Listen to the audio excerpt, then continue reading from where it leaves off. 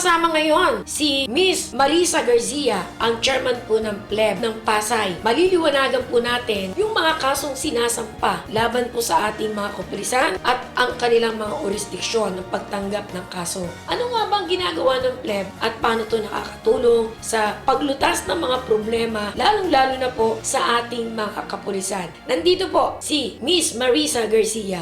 Ang PLEB po ay acronym ng People's Law Enforcement Board. Na ang ibig sabihin po, pag may mga complaint kayo sa police, pwede nyo idulog sa PLEB. Administrative cases po ito. PLEB po ay nationwide. Ang mga kaso po dito ay hindi po not necessarily taga Pasay Police. Kahit po ibang police na naka-assign sila sa ibang lugar, ay maaari nyo po idulog dito sa amin, sa Pasay. Basta dito po nangyari ang kaso, ang gulo. Actually po, ang mga kaso namin, 9 na lang. Wala ho kaming pending for decision. Mas masaya ho namin ito at proud kaming isabihin na wala kaming pending cases ngayon. Natapos po agad. Pagka na-delay ang kaso or tinatawag nating na natatagalan or napapahaba, kasi po minsan walang abogado ang complainant, kaya naman po walang abogado ang respondent, nai-reschedule po ang kaso. Paano po dinidecide ng pleb ang kaso? 4 na board member, isang chairperson. Ako po ang chairperson, may 2 po kaming kasamang abogado, isa pong piskal, isa pong attorney. Ngayon po, meron pong presidente ng Liga ng Barangay at ang konsehal po na in charge po sa peace and order. Yun po ang composition ng pleb.